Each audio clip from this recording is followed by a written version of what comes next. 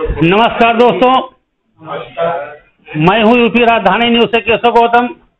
आज मैं मौजूद हूं मानवतावादी क्रांति दल के केंद्रीय कार्यालय कुल्ली खेड़ा मजरे अहमामऊ जनपद लखनऊ में। आज मानवतावादी क्रांति दल के लोग अपना नवा स्थापना सम्मेलन मना रहे हैं और इस सम्मेलन के माध्यम से इस मानवतावादी क्रांति दल के राष्ट्रीय अध्यक्ष कुछ लोगों को प्रेरणा देना चाहते हैं। किस प्रकार की आज बातचीत हुई अपने कार्यकर्ताओं को इस सम्मेलन के माध्यम से, क्या बताया है, अगले चुनाव के बारे में क्या रणनीति तय हुई, अभी हम बात करेंगे। माननीय अध्यक्ष जी नमस्कार। नमस्कार अध्यक्ष जी, आज हम जानना चाहते हैं कि आपने जो आज का स्थापना सम्मेलन का कार्यक्रम किया है, आपका मानवतावादी क्रांति का नवा स्थापना सम्मेलन है, 9 साल पूरे हो रहे हैं।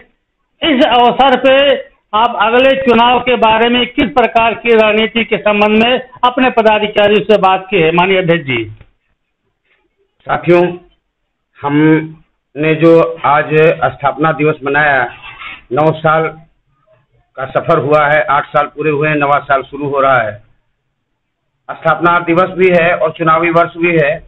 हमारे यहाँ सर्वसम्मति से आज की बैठक में तय हुआ है कि हम अपने सीमित साधनों से कई विधानसभा क्षेत्रों में चुनाव लड़ेंगे, जिसमें से लखनऊ की सरोजिनी नगर, बाराबंकी की दरियाबाद, बाराबंकी की रामनगर, सीतापुर की सीतापुर सदर, बाराबंकी की भी बंकी, ये कई सीटों पे मनन हो गया है और निष्कर्ष निकाला गया है कि हम लोग चुनाव लड़ेंगे।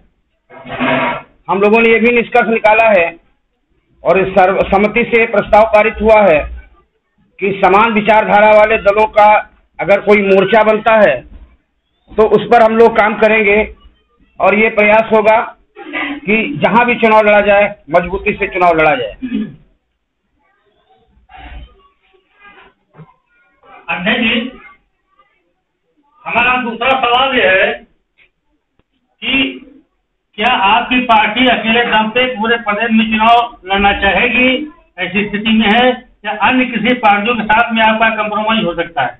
देखिए, हम चुनाव को लड़ने के लिए चुनाव नहीं लड़ेंगे, या हमारा ये मुद्दा नहीं है कि जिस तरीके से नई नई पार्टियों का रजिस्ट्रेशन होता है तो ये होता है कि कम से कम 10% सीटों पर चुनाव लड़ेंगे तो एक ही चुनाव चिन्ह जिस तरीके से मान्यता प्राप्त पार्टियों को मिल जाता है वैसे मिल जाएगा। हमारा ये मुद्दा नहीं है। हम चुनाव लड़ेंगे, व्यवस्था परिवर्तन हमारा मुद्दा होगा। व्यवस्था परिवर्तन के बगैर सत्ता परिवर्तन हमारे समझ के अनुसार बेईमानी है। मानवतावादी क्रांति दल के लोगों के सामने ये सवाल, बड़ा सवाल है कि जब 5 साल तक विधायक और सांसद रहने वाले लोगों को आजीवन पेंशन मिलती है, उनके मर जाने के बाद उनकी पत्नी को पेंशन मिलती है, तो फिर 2004 के बाद जो लोग सरकारी सेवा में रिटायर हो रहे हैं उन लोगों को पेंशन क्यों नहीं मिलेगी? उनको भी पेंशन मिलनी चाहिए।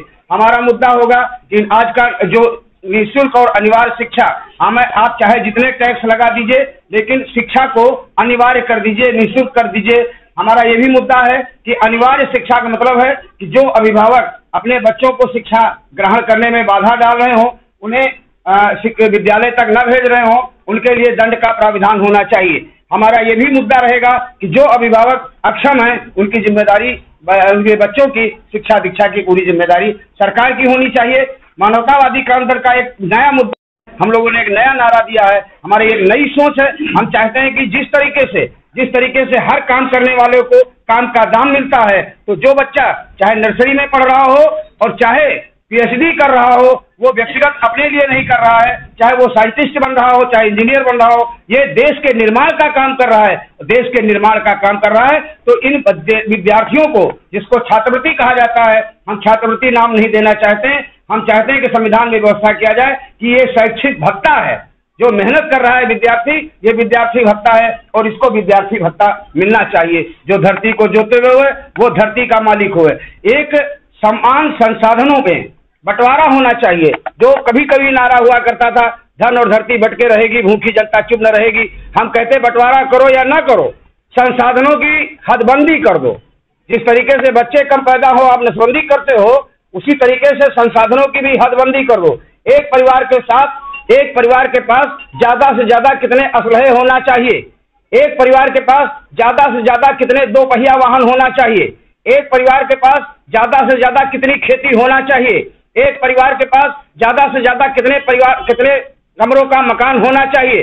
जब ये आप कर दोगे तो बंटवारा की जरूरत नहीं पड़ेगी, किसी को छीनने की जरूरत नहीं पड़ेगी, लयमारी नहीं होगी, अमीरी रेखा तय हो जाएगी। अमीरी रेखा तय हो जाएगी तो जब अमीरी मिट जाएगी तो गरीबी अपने आप मिट जाएगी।